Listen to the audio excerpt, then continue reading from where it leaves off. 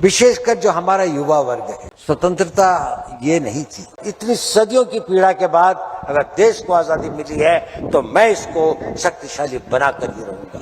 आज भी भारत को बाहर से भी और अंदर से भी बहुत अधिक चुनौतियां हैं। विष का सदा लहू में संचार मांगता हूं, प्यारे स्वदेशी के हित अंगार मांगता हूं। मेरे बारे में आप ऐसी धारणा रखते हैं, मैं इसके लिए आपको नमन करता हूं। मेरे पास शब्द भी नहीं है कि मैं आप लोगों को धन्यवाद दे सकूं। साथियों, आज एक विशेष दिन है। यह विशेष दिन है हमारे राष्ट्र के स्वतंत्रता संग्राम के प्रेषक, स्वतंत्रता संग्राम के एक अद्भुत सेनानी, फिलोसोफर, मार्गदर्शक, उनकी 106वीं पुण्यतिथि का। ये मेरा सौभाग्य है कि मैं आज पुणे में, जो उनकी कर्मभूमि थी, और आप सब लोगों को जो पुणे के निवासी हैं, उनके साथ मिलकर उनको अपने श्रद्धा सुमन और श्रद्धांजलि प्रेषित करता हूं। मैं दिवंगत आत्मा को नमन करता हूं और उनकी आत्मा के लिए ईश्वर से प्रार्थना करता हूं। आज का दिन ये भी दिन है कि जब हमें स्वयं को फिर सोचने की आवश्यकता है। माननीय गृह मंत्री जी ने इस पर बल भी दिया कि उनकी प्रासंगिकता खत्म नहीं हुई है। आज भी जो उन्होंने कहा था, एक बार हर भारतीय को, विशेषकर हमारे युवाओं को, ये सोचने की आवश्यकता है कि जिस मार्ग पर जो भारत की उनकी परिकल्पना थी, वो क्या थी और क्या भाव था राष्ट्र निर्माण का। मैं इस पुरस्कार के लिए बहुत आभारी हूं, धन्यवाद देता हूं तिलक स्वराज संघ, लोकमान्य तिलक स्मारक ट्रस्ट को, और मैं इसे विनम्रता से स्वीकार करता हूं। मैं गौरवान्वित भी हूं और नतमस्तक भी। विशेषकर जो हमारा युवा वर्ग है, वो सोचता है शायद भारत हमेशा ऐसा ही था, जिसे हम स्वतंत्रता कहते हैं। शायद उनको लगता है कि स्वतंत्रता केवल वह करने की जो आपकी इच्छा है। स्वतंत्रता ये नहीं थी। जिन लोगों ने स्वतंत्रता के लिए अपने प्राणों को न्यौछावर किया, जिन लोगों ने इसके लिए संघर्ष किया, जिन लोगों ने हमें इसका नेतृत्व दिया, लोकमान्य तिलक उसके सिरमौर थे। उनका जो व्यक्तित्व था, उनका जो समय था, उस वक्त तक वो आवाज उठाने की हिम्मत बहुत लोगों में नहीं थी।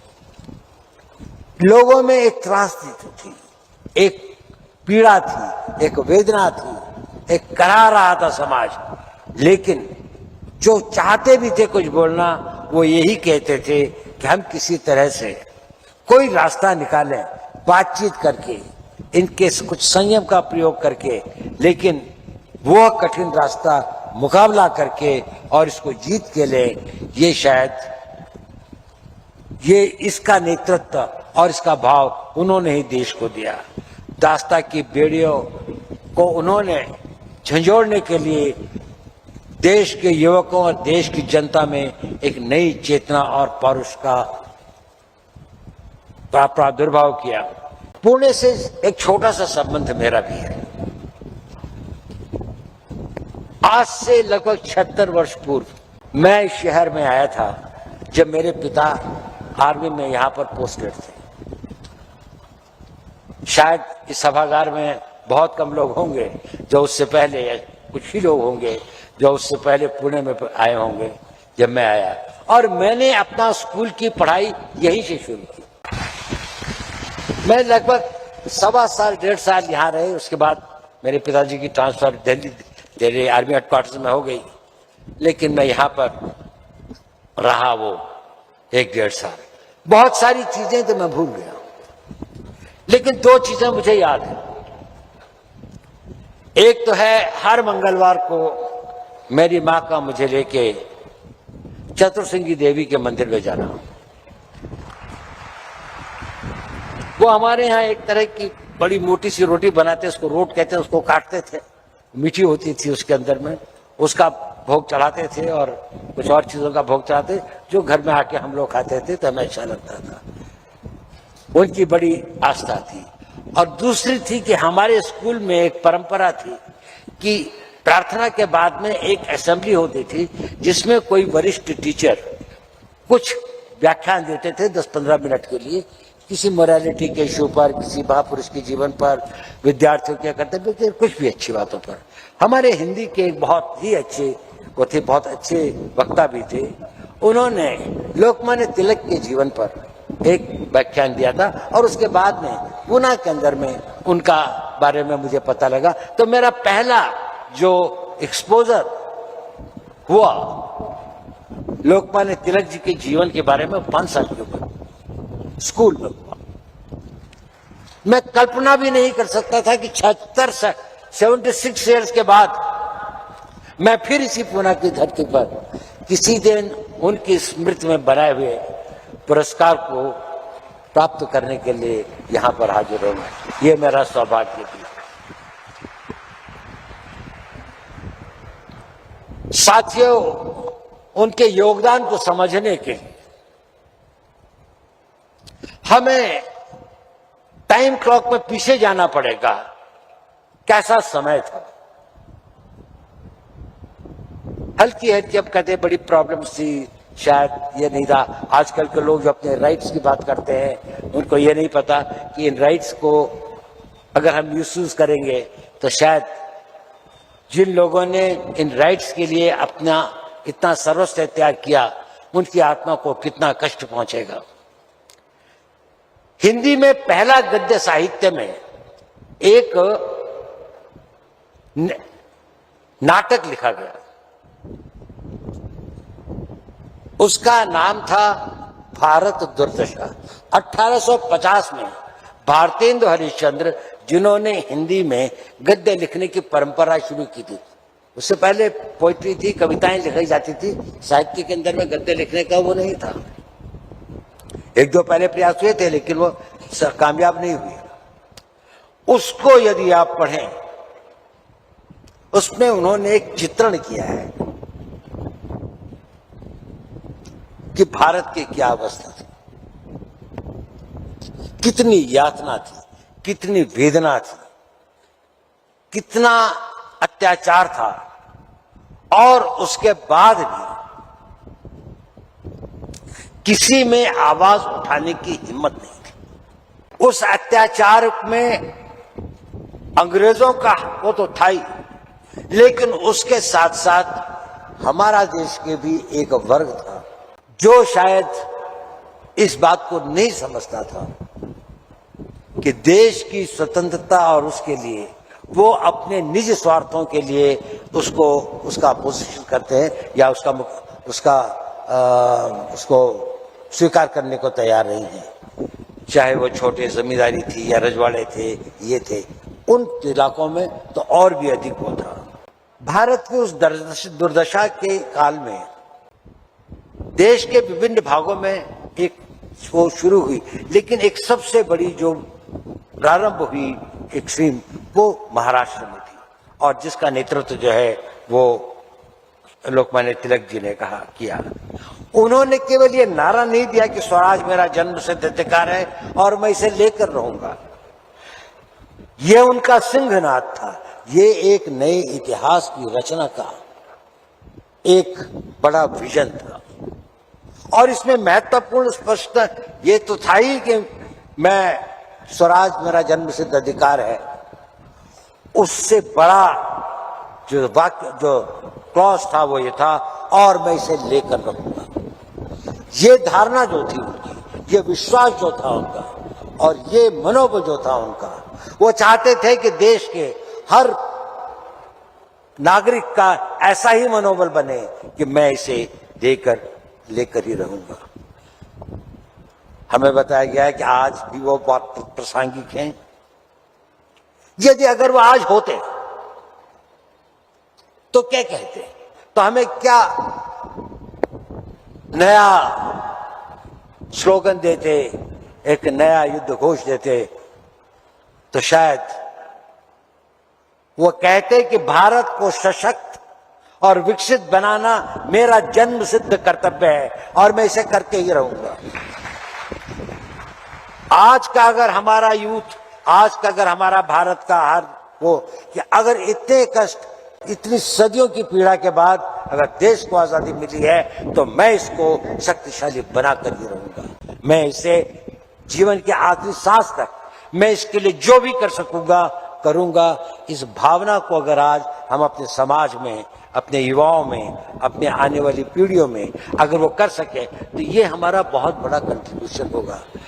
बहुत बड़ी बात कही गई थी कि वो लोकमान्य तिलक जी का ये विचार था कि जब तक जनता के अंदर में वो विचार नहीं आए, वो सेंटिमेंट क्रिएट नहीं होगा, राष्ट्र भाव का सेंटिमेंट क्रिएट नहीं होगा, जहां पर आप अपनी सभी इच्छाओं को गौण करके राष्ट्र हित को सर्वोपरि समझे, तब तक राष्ट्र का निर्माण और राष्ट्र का विकास और राष्ट्र की सुरक्षा संभव नहीं होगी। देखिए, हम लोग स्ट्रैटेजी में लोग मुझसे अक्सर पूछते हैं कि क्या करना चाहिए, तो काफी कंफ्यूजन होता है, कई रास्ते दिखाई देते हैं, कौन सा सही है, एक भ्रम की दशा में होती है। तो उसे हम कहते हैं वेड एनालिसिस, कि जीवन के अंदर में अपेक्षाएं, आशाएं, इच्छाएं, आकांक्षाएं तो सभी की होती है और हम सभी इंसान हैं तो सभी तरह की होती है, लेकिन हम वेड एनालिसिस करते हैं, वाइटल क्या है, एसेंशियल क्या है, डिजायरेबल क्या है।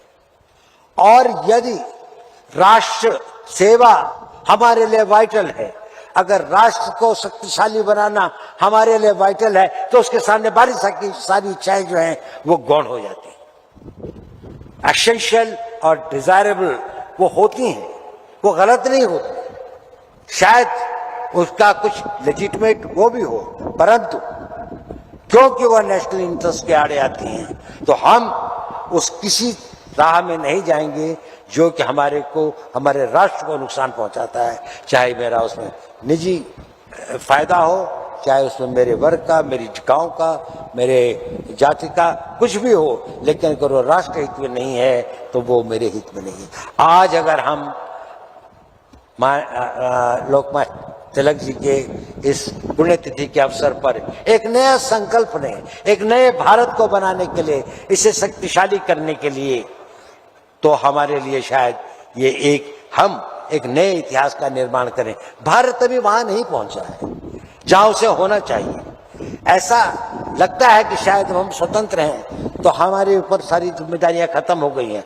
आज भी भारत को बाहर से भी और अंदर से भी बहुत अधिक चुनौतियां हैं। भारत का विकास से सभी लोग बहुत आनंदित हों ऐसा नहीं है। भारत का विकास कई लोगों के लिए, कई देशों के लिए, कई इंटरेस्ट के लिए, उनके लिए ये घातक है और हमें उसका मुकाबला करना है। उसके लिए हमारे को एक दृढ़ता के साथ संशय को हटाकर, तो संशयात्मा विनाशाय, संशय में मत पड़िए, एक बार एक ही चीज को सोचिए, देश के इंटरेस्ट को सोचिए, देश के इंटरेस्ट में काम करिए, अपनी हर उसको आप आगे बढ़ाने के लिए अगर एकजुट होकर चलें तो उतनी दूर भी नहीं है। आज हम बहुत भाग्यशाली हैं, हमारे देश में एक ऐसा नेतृत्व है, हमारे देश के अंदर एक ऐसा वातावरण है कि जहां पर हम अपने आप को शक्तिशाली बना सकते हैं। माननीय मोदी जी, माननीय अमित शाह जी, सभी लोग इतने एकजुट होकर काम करें। मुझे तो गृह मंत्री जी के साथ काफी क्लोजली काम करने का सौभाग्य मिला है। मैंने उनकी देश हित के प्रति जो कमिटमेंट देखी है, उनका जो विश्वास देखा है और उनकी जो दृढ़ता देखी है और क्लियर विजन, और कभी किसी असमंजस उनको नहीं होता, वो बड़ी श्रद्धा के पात्र है। मैं कहता हूं उन्होंने हमारा तो एक लिमिटेड काम होता है, लेकिन जो उन्होंने देश के लिए किया है, जो प्रधानमंत्री जी ने देश के लिए किया है, ये शायद इस देश को बहुत आगे बढ़ाएगा। हमें उसको आगे बढ़ाने की कोशिश करनी चाहिए। देखिए, एक बहुत बड़े हिंदी के कवि थे, कुछ लोगों ने यहाँ पर वो कविताएं पढ़ी, हमारे उप मुख्यमंत्री जी ने भी कही तो बहुत अच्छा था। उनका नाम था रामधारी सिंह दिनकर। गुलामी के टाइम पर उन्होंने एक कविता लिखी थी।